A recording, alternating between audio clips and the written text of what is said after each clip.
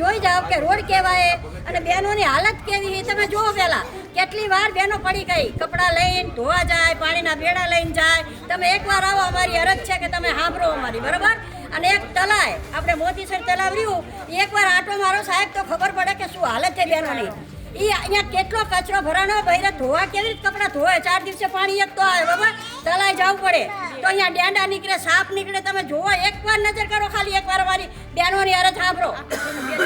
હા આખો આરો કેવો મોટો બે જણા બે બહેનો ધોઈ શકે એકવાર સાફ પંચાયતમાં તમે જુઓ પોતો કરે તો અમારે તો કંઈ આવડતું જ નથી અમે કેટલી વાર કીધું અને ગ્રાન્ટ તો 2 વાર આવીને પાસી જઈ તમે એકવાર આવો હું તમને બધું બતાવું આ બહેનો બધી તમારી હારે રહેશે હાલો એકવાર આવો તમારે ગાડીમાં આવવાનું સાહેબ અમારે તો રોજા પગ પાડા હાલીના પડવાનું ઠ્યાચણીયા પાટા આવી છે બાંધી બાંધી તલામાં તો લૂંટીને વ્યા જાય તો ખબર પડે એવું નથી એવા તલાય છે એટલું હારો તારે આ ગામમાં હો તો એટલું તો આવો અમારું તો સાંભળો ભાઈઓ તો કઈ અમારું સાંભળો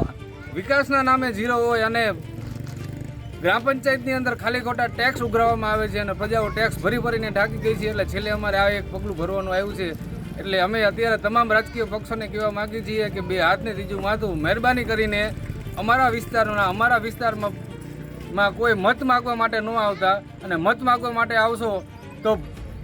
ભૂંડામાં ભૂંડી હાલત થશે એવું વિચારીને આ વિસ્તારમાં મત માગવા માટે આવો લખતરની અંદર વડવાળી શેરીમાં અમે રહીએ છીએ 2 વખત અહીંયા અમે રૂબરૂ રજૂઆત કરેલી છે કે અમારી શેરીમાં રસ્તાની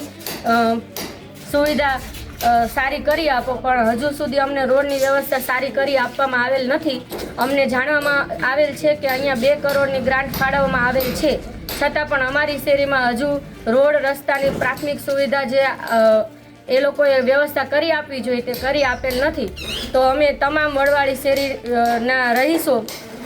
જો અમને આ સુવિધા કરી આપવામાં નહીં આવે તો અમે તેનો ચૂંટણીનો સામૂહિક બહિષ્કાર કરીએ છીએ।